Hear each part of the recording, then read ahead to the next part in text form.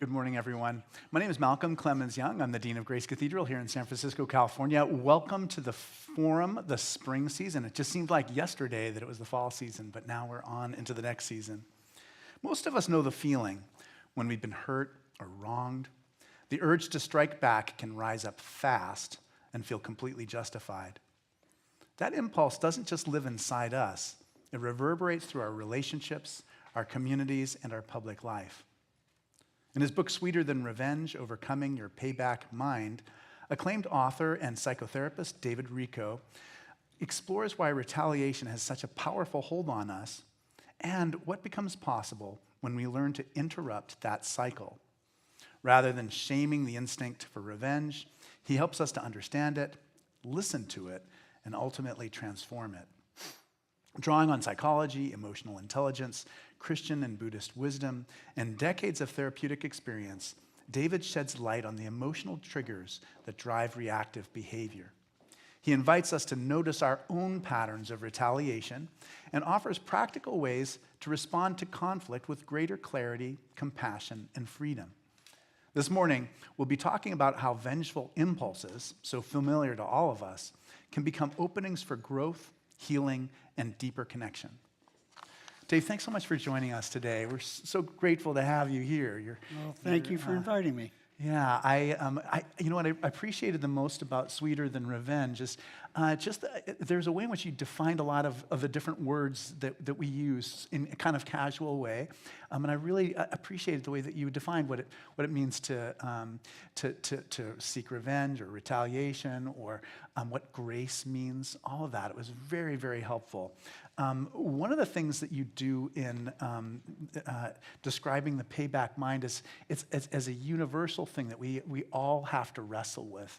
And I wonder if you can talk a little bit about what's happening just emotionally, physically, psychologically, when we feel that urge to retaliate. Thank you for your questions. The very first thing you actually feel is grief.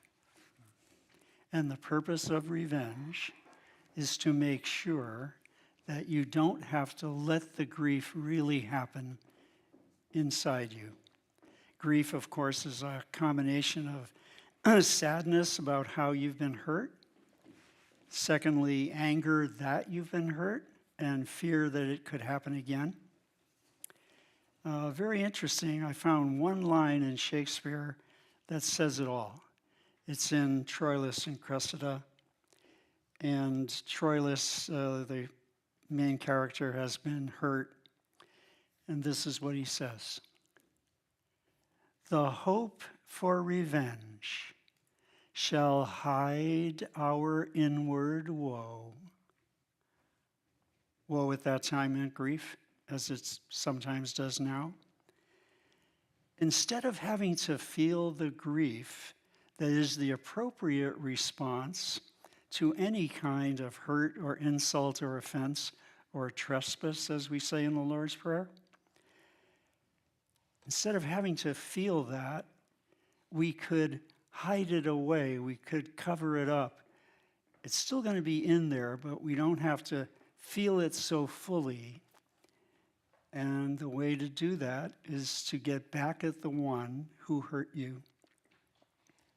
As soon as you see that that's what's going on, you realize that there's something about revenge that's not honest.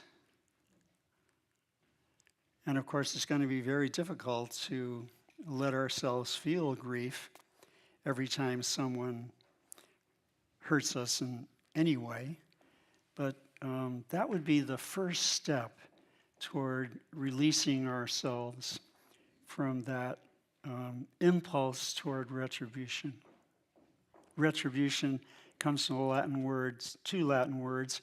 The R-E means back, as in get back at someone. And T-R-I-B means payment. From that we get the word tribute. They paid tribute to Rome. So retribution is literally pay back. And you're imagining that it represents a kind of justice, because I did back to you what you did to me, so now we're even. But the law of Christ is about more than getting even. It's about more than even Stephen. It's a generosity. It's letting go of the need to hurt others. It's choosing forgiveness instead of revenge. It took me many years to realize that for my whole life, even in public grammar school, we started the day with the Lord's Prayer back then. And I never noticed that every single day I was promising, forgive us our trespasses as we forgive those who trespass against us. So we were always promising we're going to forgive the trespasser, and the opposite of forgiveness is retaliation. So we've been making this commitment over the years, even today at today's Mass, which I just came from. When will we open to another possibility? That's mainly what I was looking for in writing the book. You know, one of the most powerful things I think for me in reading this was just the idea that retaliation, it happens in so many different ways. I mean, so it happens in our closest relationships. So, husbands and wives like retaliating against each other in their own home, even though it's wrecking, what they share in common. And it also, takes place in interpersonal friendship relationships that we have, and other less personal relationships. Can you talk a little bit about just like where you see retaliation, just in the whole stretch of things? Like, where do you see it most around, and how do we recognize it, and how what are its costs too? Well, of course, nowadays we see it on the news. It's one form of retaliation after another. We've been noticing that. But I do want to comment on what you brought up, Malcolm, because I've been a psychotherapist for 55 years, and in the course of that time, I've seen about 1,000 couples, and I've noticed, although it took me a while to pick up on it, that oftentimes one partner is getting back at the other for something that happens, or even for just being who he, she, they may be. And I said to myself, how could you say you really do love someone when you're still retaliating? Wouldn't love mean that I am no longer trying to get back at you? I am looking for a way to open up a dialogue that leads to more closeness instead of less. Retaliation debits closeness, it wrecks it, as you said. And you have to ask yourself, why would I retaliate if I really did care about someone? I get it when countries retaliate against each other, even that's not really right. It's not in keeping with the law of Christ. That applies cosmically. But to do it in a personal relationship does make you question, how much love do I really have? Today in the reading, he said over and over again, the deacon said over and over again, love kindness. Am I committed to loving kindness, or am I making sure that they get theirs? As long as it's they get theirs, instead of may all of us grow from our experience with each other, even when there's hurt in it. You can see the major difference between those two attitudes. Yeah, I mean, one of my favorite things in your book is just like, it's like almost an empirical test. And the empirical test is, there's different things. I've dropped the ball. I've let Heidi down, but she forgives me. It's like empirically, she loves me. I mean, and that's why I've never thought of that before. That it's not just something that she says. I know she loves me because of the way she forgives. She's never retaliated against me. And that I know of or can think of. Yeah, maybe she's retaliating right now. But I loved that too. Is that forgiveness is part of how we are loving people. And I thought about that too, that, so we have the right of reconciliation in the Episcopal Church. So it's confession. So we have corporate confession, like you did upstairs. We confess that we've sinned against you in thought, word, and deed, that part. But we also offer individual confession too. So, all may, none must, some should, And so I'm always surprised by the number of people who come to me seeking forgiveness for something that I just don't regard as a sin. And I wonder if you can talk a little bit about just like how can we be more forgiving people? Because I think a lot of us, carry this burden of feeling like we ought to be more forgiving, but can't somehow manage to be better at it. Well, I'd begin with a prayer to the Holy Spirit. Release in me the virtue of forgiveness. Secondly, it's easier to forgive when you understand what it's really about. So let's take a quick look at that.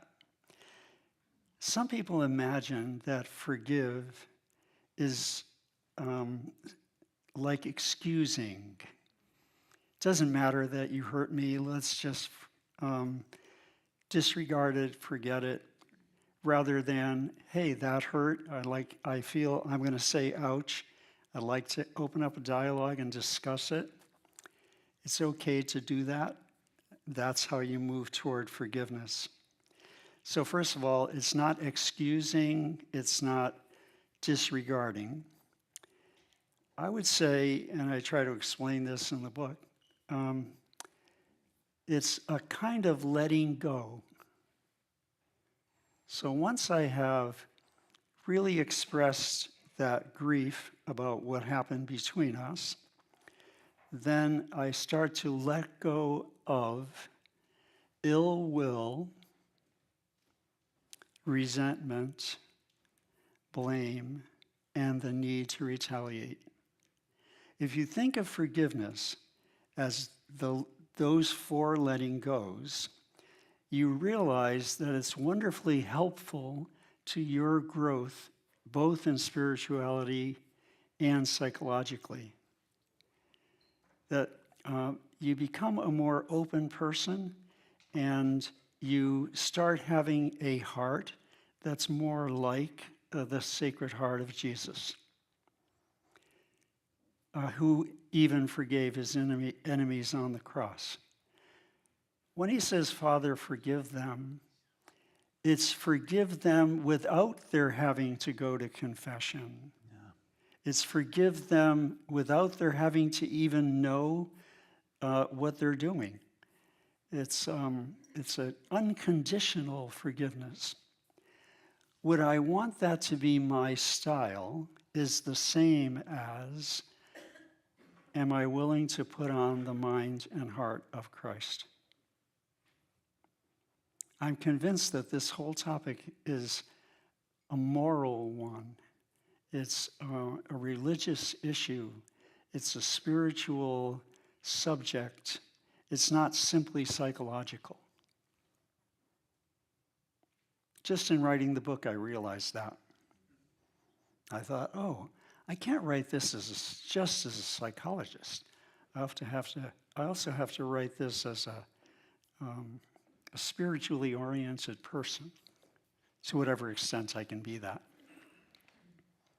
Anyway, does that? Yeah, and I do. I think of how sometimes people we need to forgive are dead, Sometimes they're alienated from us or disconnected from us, but that work still, so it has a different valence when it's, when we have to work together for something on the future and we have to talk about it together than in those other kinds of circumstances. And I wonder if you can talk about how forgiveness is different in those in settings where, when you're forgiving someone who's died versus forgiving someone who's maybe a colleague now who you have to work together in order to be effective. I didn't quite get the question. Oh, so how do you work on forgiveness as somebody in different kinds of forgiveness? Forgiveness for somebody who's dead and who you're not in touch with, versus forgiveness for somebody that who's still in your life, who you have to talk to about that forgiveness. It always would happen in the context of dialogue, and I'm proposing that it begins with the acknowledgement of your grief. That would be the ouch. And then to show the person how you've been hurt in some way, and to do that without blaming and put downs. And this is hard to do. It takes assertiveness to be able to talk to people this way. We're not used to doing this. We're used to nicey-nicey. And as long as we're still doing that, the kind of honest integrity that this calls for just can't happen. I also wanted to say that the forgiveness is something happening in you. When it's about the other person, it's called pardon. So for instance, the judge says, well, you did jaywalk, and it is a $50 fine, but I'm going to pardon you. What he's saying is, you don't have to experience the consequences of your crime. So that's something about the one who committed the crime. But in forgiveness, it's more than pardon. It's a new connection that's been forged in all these letting goes that I mentioned. Now, when you mention about sometimes you forgive people who are no longer here, Yeah. For instance, what about forgiving your parents for the things in childhood that you still hold against them? You see, you wouldn't be holding anything against them if you had grieved what happened between you and let it go. And again, you're not excusing your parents even for traumatic events that may have happened between you, but you're simply acknowledging, shall we say, in a kind of unconditional yes, this really happens. I'm not going to deny that. And I can't go on through life holding this against them. I will always say that they were accountable, but I will no longer say that they're deserving of punishment. You see how much of what I'm saying would call for a whole new spiritual orientation in how we see the world and people around us. I've been thinking so much about this lately. It's another thing that's hidden. Like I think something that's hidden is so many of us feel like we need to be forgiven, and it's not something that you talk about with someone in a casual conversation. But another thing I just see, like it's almost an epidemic of, and that is of just estrangement between people who feel like they should be more connected. Estrangement between children and their parents, children and their siblings. I wonder if you can talk about how do you, when you find yourself in a situation like that, how do you kind of work forward to something new, like a different kind of relationship where you can be in connection and in conversation again? I think we get help for that from the sacrament of reconciliation.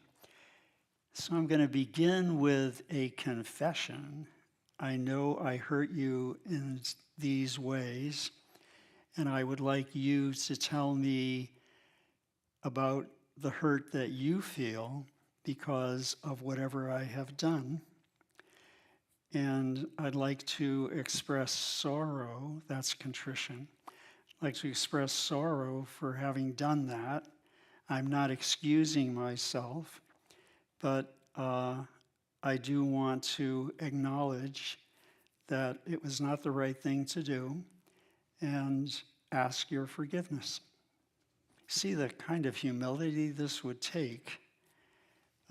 If you have a big ego, you wouldn't be able to pull this off. Well, that's a good point, too, that we're also working on our ego so that when we have moments like this, that we can, live in them in a peaceful and open and kind-hearted way. And revenge is the ego's favorite sport, at which it's an Olympic gold medalist. It's so hardly fair. So we've been talking about more interpersonal, individual kinds of forms of retaliation. And, I just see all along the front pages these days, thousands of federal agents in Minneapolis, and that there's far more federal agents than there are even local police officers. And I wonder if you can talk a little bit about just retaliation as a part of our cultural landscape, and especially, how we understand what's happening in Minneapolis, according to the kinds of tools that you offer us in this book. First of all, it's such a sad experience, isn't it, for everyone? Not only for the people there, but for us who are watching it on TV. And what I've noticed over the past year is that retaliation is becoming more and more legitimate. It's as if there were no alternatives to it. And there's something retaliatory about how the whole system works now.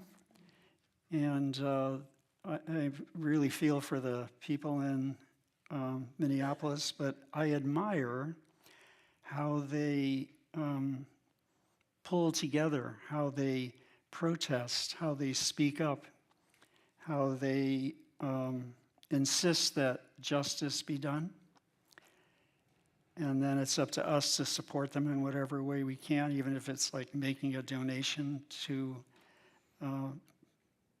part of their project. This is not an area in which we ourselves have much power, say as individuals. We can just do what we can do. But this is where it's important to call upon the Holy Spirit to make a difference in the world. It's hard to believe that that's even possible, isn't it? But yet, that's what our faith recommends. And I think it's still important to do on a daily basis. I no longer pray just for things for myself.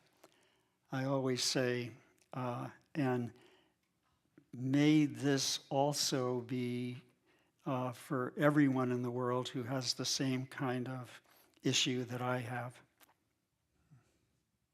Yeah, I love that. So you make your individual prayers into universal prayers. Yeah. Yeah. There are a few times in your book where you mention just, what it was like to be a young man, and that Olympic athlete, the desire for revenge, it was part of your conscious life. And I wonder if you can just almost talk about autobiographically, how did you come to recognize that as a problem, and then how you came to wrestle with it? Well, first of all, being Italian, retaliation was not not just a recommendation; it was a sacrament. I mean, you absolutely had to engage in it. I never once made the connection between retaliation and sin. During the entire time in the seminary, which in our tradition is 8 years, probably the same as yours, Not one professor ever mentioned it. You know, we have classes in what's called moral theology and dogmatic theology. Dogmatic theology is about the teachings that are listed in the creed, and moral theology is about how to examine your conscience and figure out what is sinful and how sinful it is. They never mentioned retaliation, not even once. And I myself never mentioned it when I was a priest in any sermon. I never heard one person in confession confess it. I just never even imagined that retaliation had anything to do with morality. Can you imagine? It took me a long time, and it wasn't until I found Buddhism in 1971. And then I even had to be in Buddhism for another 20 years before I finally made my vow, never again knowingly to retaliate. And all I can tell you is, having done that, and I have tried to maintain it, I like myself more this way. You can't do this to win. This is not the alternative to retaliation, saying ouch, opening a dialogue, forgiving. Those are not strategies to make sure you feel satisfied. They're not the path to victory. They are the end of having words like victory or triumph matter. Now all that matters is, have I designed a life that comes from an enlightened place? Or from a Christian point of view, a life that basically means I live no longer for myself, but Christ lives in me. That's the reward, that's the gift that you receive. Not, oh, I really got back at him and I feel good. There's no longer the desire for the feeling good. Now it's the desire to feel like I acted in the style of my spiritual commitment. I think one of my favorite parts of your book, too, is just the expectation. I think a lot of us go through life expecting everything to just be hunky-dory, and that if that's our expectation, we're going to be in for some rude awakenings. And so I did like you talking about just how we need to expect that people are going to be mean to us or unkind to us, that that things are going to go awry. And I wonder if you can talk a little bit about that too, just about, there are times when we're interacting with people and they're going to be, more amenable to some of these ideas. And there are going to be times where just, they're going to be pretty closed off. And I wonder if you can talk about just, how hard to try, when it's somebody who seems more closed off. Well, I guess it'll depend on the nature of the relationship. Yeah. Like, if it's closed off between you and your son, you certainly are going to put a lot more energy into healing that than if you're closed off between you and the guy who lives 2 doors away. But Malcolm's brought up the important point that it's a given of life that when people are together in any way, they will eventually scrape against each other, and that's the feeling of hurt. And you're going to have some kind of program to respond. The first part of the program is simply the unconditional yes to the given of life, that sometimes people won't like me, sometimes people will insult me, snub me, try to make me feel bad, insult me, offend me, and so forth. And none of that makes a difference since I have already so fully committed myself to a very particular spiritual style. And it does not include retaliating. It acknowledges, it doesn't cover up how hurt I feel. It doesn't let people off the hook. It simply notices with compassion the pain that comes from those who cause pain, the pain that is in those who cause pain. It's the hurt who hurt. It's the pains who cause pain. And we're not letting it go scot-free, but we are noticing the suffering, and that's where compassion comes in.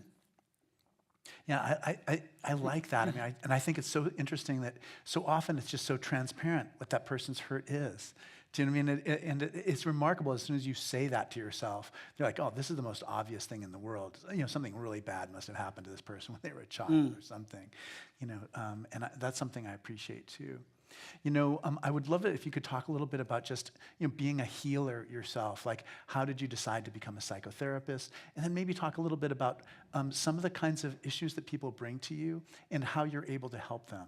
I have a very close friend of mine who said to me this week, Malcolm, I really want to find someone to talk to about these kinds of things. And I think this might help that person to see what this might do for them. Well, regarding becoming a therapist, that's easy. I was such a messed up person, I thought if I become a therapist, maybe Then I'll fix it all. I'll be totally fixed. And now I say that to all my interns. I say, now, are you here because you think you can fix yourself by knowing all this psychological stuff? And believe me, it doesn't work. You're just as messed up later as you were when you started. But anyway, the purpose of therapy is to find the healing companion who will walk beside you, not lead, not trail behind, but walk beside you as you address, process, and resolve the issues that you're walking around with. And these issues, most of the time, relate to something that happened in childhood that was never fully resolved, and something that's happening to you in the moment that's not fully resolved. And the work is to look honestly at all that and to release yourself from blaming anyone for it. Again, you're going to say others are accountable, but not to blame. Blame is put down, make the other wrong or bad, whereas acknowledgement is, accountability is, yes, you did this, and we can see that it wasn't the right way to go, but let's see where we go from here. Yeah, thank you. You know, we have a tradition at the Forum where we take questions on note cards. Rebecca Nessel passes out cards and then she collects them. So Okay. we'd love to hear your questions. You know, I've been thinking about you so much this week because we have the Sermon on the Mount. The introduction of the Sermon on the Mount is this week. And the part that I think of as being the meat of the instruction part will be next week. So I think of, you know, the turning the other cheek. You know, when someone strikes you on the cheek, offer the other one also. But I wonder if you can talk about just other resources that Christianity has for really embracing an ethic of non-retaliation. Well, of course, the Sermon on the Mount is the main one. And particularly this quote from St. Luke, who has the Sermon on the Plain. It's kind of a short version of the Sermon on the Mount in Matthew 5. And it's radical advice, because it seems as if you should act in kind. So if someone's mean to me, I'm mean to that person.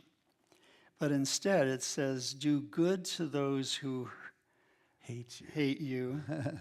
Bless those who curse you. Pray for those who mistreat you.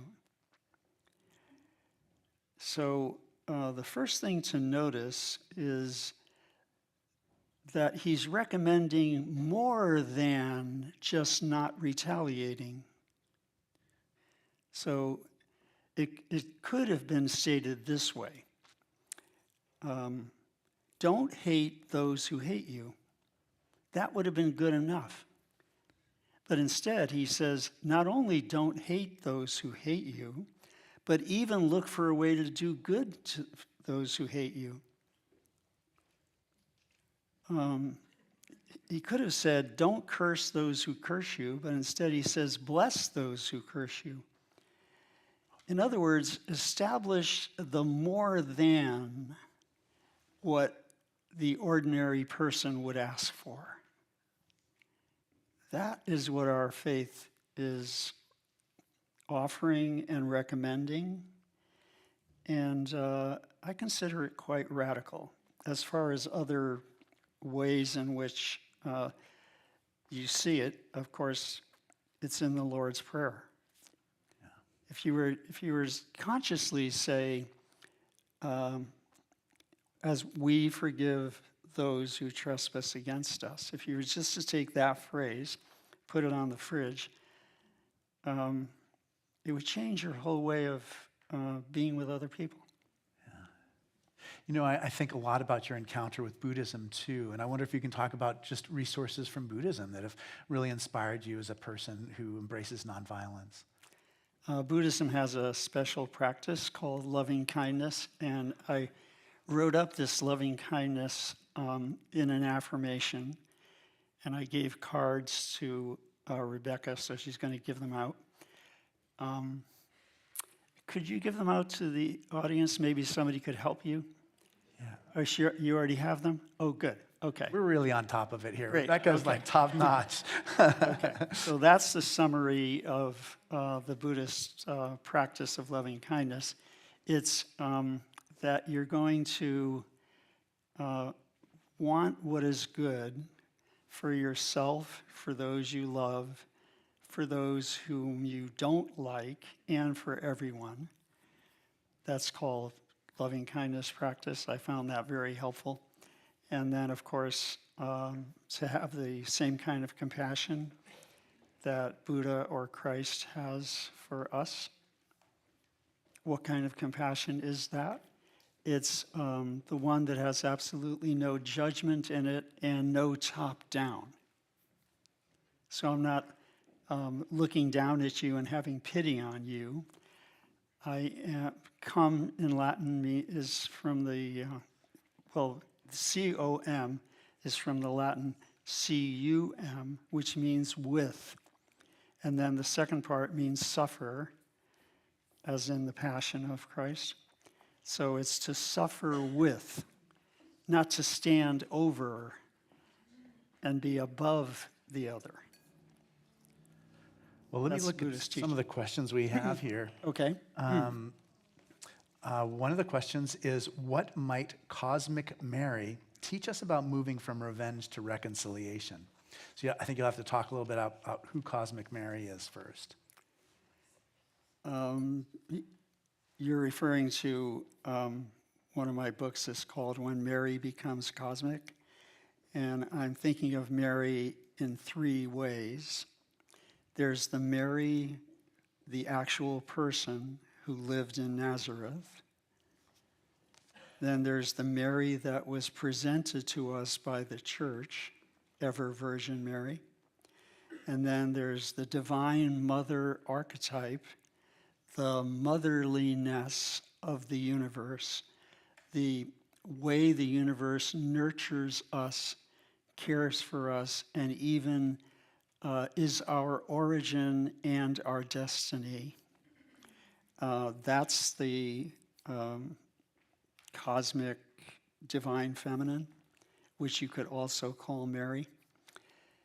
And in the life of Mary, of course, you see no retaliation whatsoever. Yeah, I think of the Magnificat so often because just in our tradition we say it, twice a day. Sometimes, I mean, it's of all the parts of Scripture, we just repeat it over and over again. Who is the primary beneficiary of forgiveness, and what if dialogue is not available? That's a good question. Well, first of all, the primary beneficiary is you, because you have felt a liberation by letting go of ill will, blame, holding on to resentment, and the need to retaliate. So that's a liberation. So you're benefiting from it, and the other person is benefiting also, because there's an airiness now. There's a loosening up. There's a chance for a dialogue that could be meaningful. Well, for me too, That's there's the even I think when you have something between two people, it clouds over the good things about that person. And when you let go of that burden and you forgive the person, then it allows those good things to be, part of the scene again. Mm-hmm. Yeah. Yeah. It opens all that up. And then the second part of the question, which is one that we would all think of, and certainly has happened over and over in the course of life. You want to open a dialogue. Let's put the cards on the table. Let's talk about this. And you get a no from the other side. All you can do is let go with love and say, whenever you're ready to do this, I'm ready. And I'm not going to be pushing you or trying to convince you. I consider convincing an aggressive act. So we're not trying to convince anybody. We're simply showing what we offer. And we're asking that what we offer might be received. But if it's not going to be received, one of the givens of life, sometimes I offer and it's not received, we can't hold it against the other person. We just have to go to the virtue of patience. Yeah. Okay, here's another question. How do you make amends to someone you think who has no good reason to ever pardon you? That's the first question. How do you make amends to someone who you think has no good reason to ever pardon you? And the second question is, how do you forgive yourself? Okay, first of all, none of this can be a quid pro quo. Oh, if I forgive you, you'll forgive me. If I make amends, for what I've done, you'll make amends in return. This only works when something has happened in you, a kind of conversion to a whole new way of living, the kind of living that's described in the gospel and in the best of psychology. So none of this is based on, well, if he does it, I'll do it. If he doesn't do it, I won't do it. That doesn't really sound like a mature style in spirituality. Secondly, how do I forgive myself? oh yeah. And obviously that's much harder than forgiving others. It begins with converting your inner critic to Christianity or Buddhism. When that little voice speaks up and say, you're bad, you're wrong, you should have heavy regrets because of what you did, you would have to respond to that inner voice, which of course is your own voice, that's holding resentment toward you. And I have a whole section in the book on self-forgiveness and self-retaliation. Because we also do that. We harm ourselves when we don't really have enough self-esteem. In any case, the path towards self-forgiveness is the same as asking for forgiveness from others. It's it's making a fearless inventory of how we have hurt others or how we feel ashamed or what we regret, and asking ourselves, is there some way to make amends for this so that I can lay it to rest? And if there isn't, can I at least turn it into a form of prayer in which I certainly acknowledge that I've done things in life that I'm not really proud of, but at this point, it's important for me to let go of ill will toward myself for this, holding a resentment of myself, and finding little ways to hurt myself, especially through alcohol or drugs or any addiction, and making the connection between how I'm hurting myself and how I may be still not fully forgiving myself. Forgiving, again, is not excusing. It's no longer letting something be an obstacle to closeness. Yeah, I always say it's leaving the past in the past, and so it doesn't continue to haunt us. We've got tons of questions here. I almost feel like we need to go through the speed round now. So we have a couple here about Trump and ICE. What do you think of peaceful protest to deal with Trump, ICE, in addition to prayer? I don't see how prayer can be enough. And don't we have to come together and do what we can to stop this madness? And how do we regard Trump? And my answer is yes, of course. Okay. And how do we regard Trump and ICE or deal with other people who hurt others? So those are two related questions, I think, about just Trump, ICE, and protest. And, you guys are so lucky because you're part of a church that is socially conscious. And so you're going to hear about these events in the news in a sermon. And you're going to hear about possible programs that the church might offer to help you make some kind of response. I went to the interview of Bishop Buddy, which I so enjoyed. And She texted me this morning at 2:30 in the morning. Oh my goodness, okay. Well, it's probably, 5:30 in the morning her time. She's an early riser. Oh, okay. And Chad, wasn't that an amazing conversation? You're right. Yes, well, you were interviewing her. And I so admire her, and I read her book on courage. But during the interview, Don Fox, whom I also know, asked the question, well, what is the church going to do about Trump? And that is our question. Yeah, it is. Don Fox is brilliant. Yeah. So Don Fox is an Episcopal priest. Who's like a mentor. I mean, he's so solid. He's like so faithful. Mm-hmm. Okay, so some people do not have the communication skills to engage in a positive discussion. Which words would be effectively utilized for opening up the conversation? And then she wrote, or whoever said this, quote, "We need to talk about something," end quote, "doesn't work well. It scares the other person away." That's so true. Yeah. So that's a good question. What words do we use to invite people into the conversation? It would have to be phrased in such a way that there's absolutely no blame. It would have to be something about your own feeling, and the feeling shared in such a way that it doesn't implicate the other person in how the pain happens.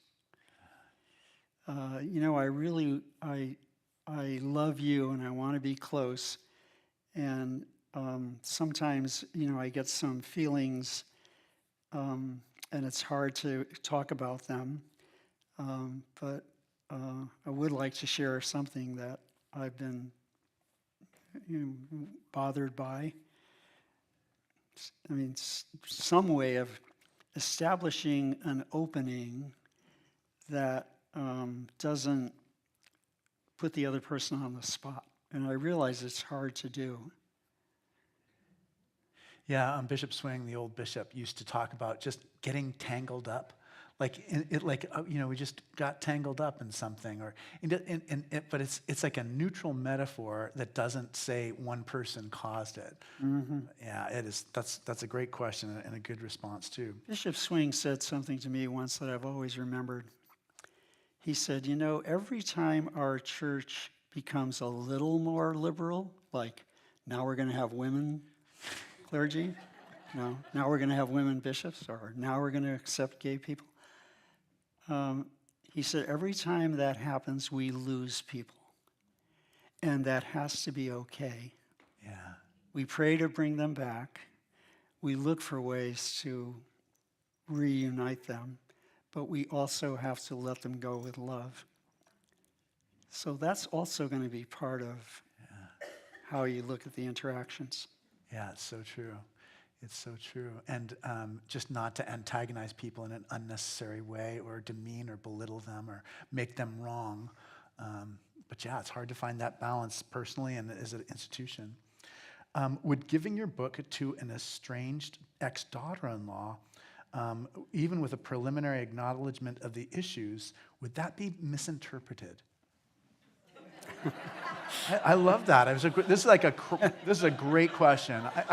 This person and I don't know who gave me this, but we're right in sync. It's a great question.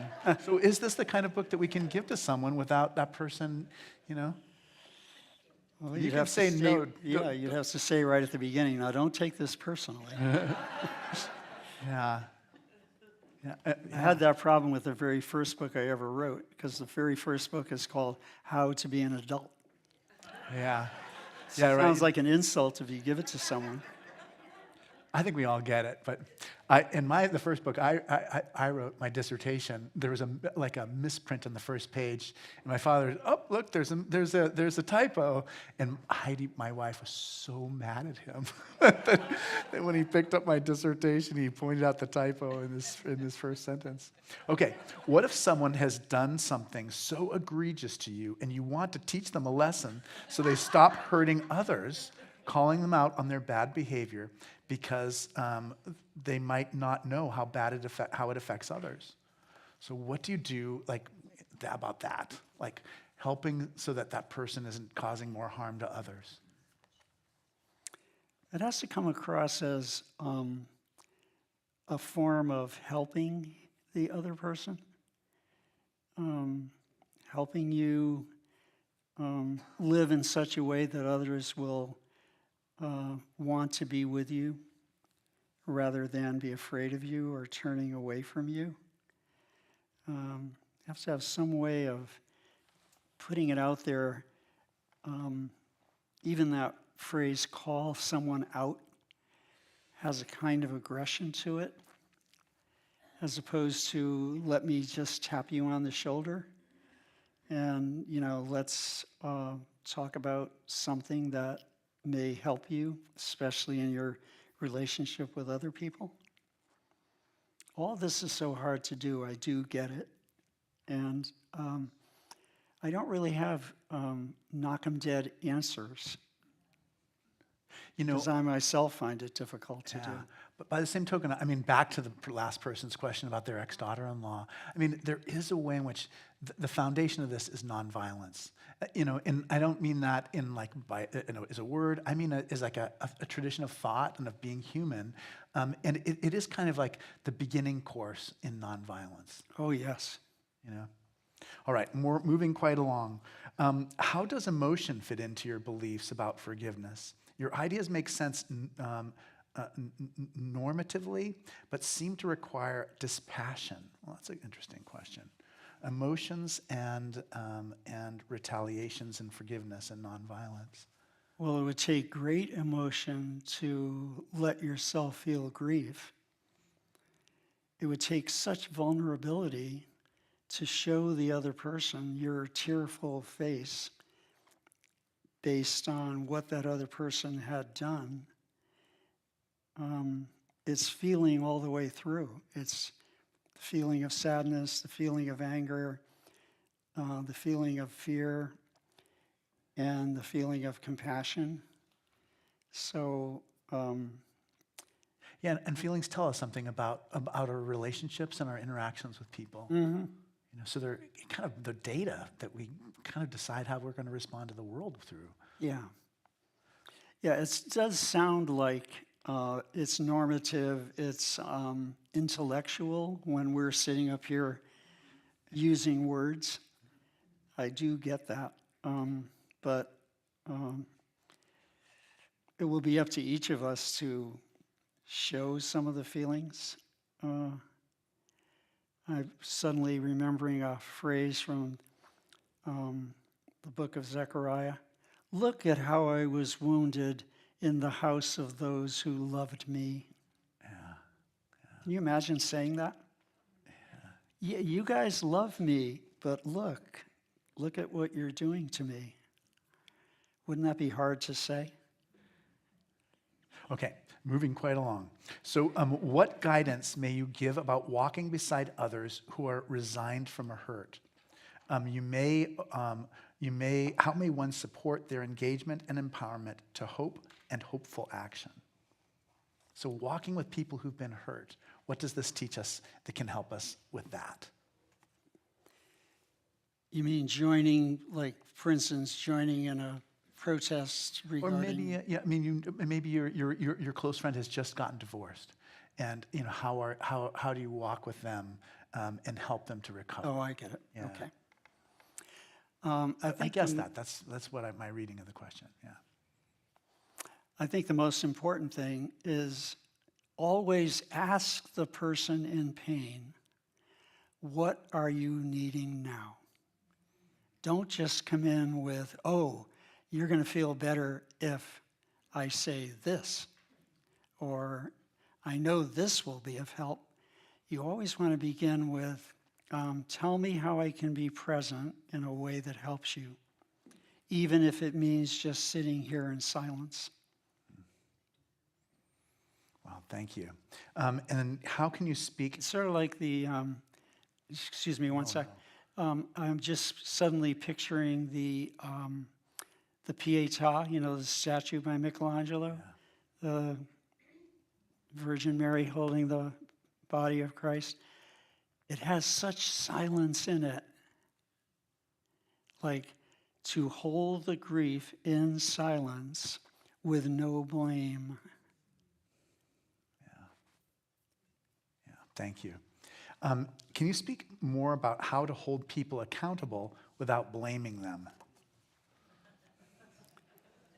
It's not an easy audience, I'll tell you. No. I guess you would have to put it as, this happened, and I'd like to talk about it. And do you see yourself responsible for the part of it that affects me? I'm not blaming you for anything. I'm not holding it against you. I certainly am not going to retaliate, but would like to open the discussion with that question. How can we both hold what just happened between us in such a way that you're able to talk about what you were up to when you did this, and I can talk about what it felt like at this end. Does this make sense to everybody? Yeah. So the next question is forgiveness achieved in understanding the offender's motives? It can't be based on, the true forgiveness can't be based on, do you deserve it? Do I get it?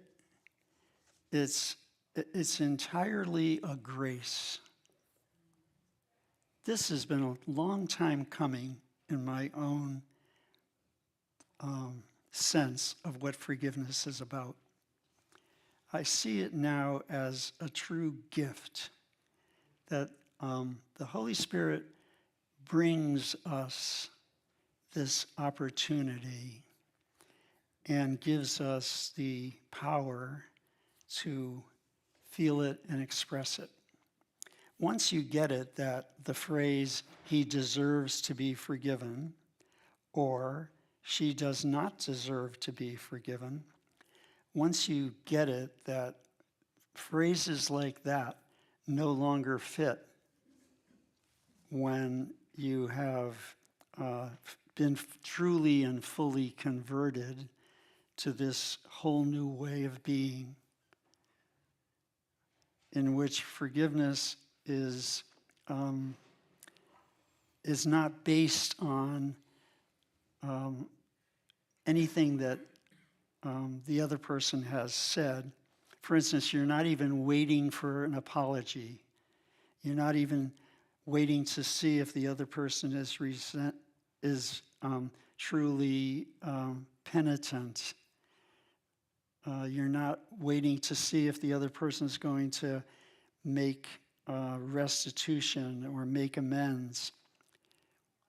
That no longer figures in, because something has happened inside you called forgivingness,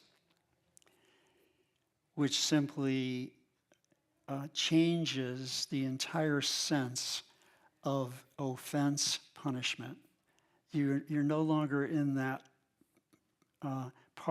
that primitive part of human thinking.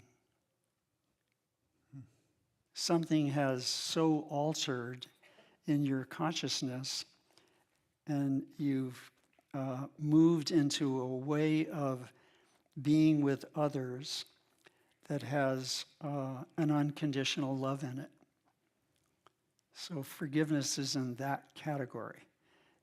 And I make the distinction in the book, the same one that Martin Luther King made. You can forgive event by event.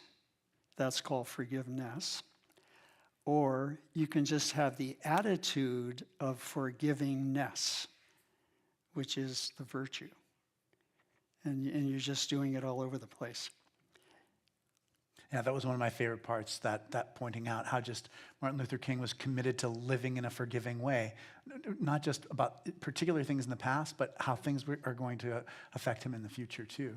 So we have like 3 more questions, but we don't have enough time for them. But I do want to read the questions just so that and I'll hang around think after. about If them. you have a question, I'll be here. And this, because I didn't want to leave this on the cutting board table. Okay. Why was revenge so popular in Shakespeare's time? For example, Hamlet as a revenge tragedy.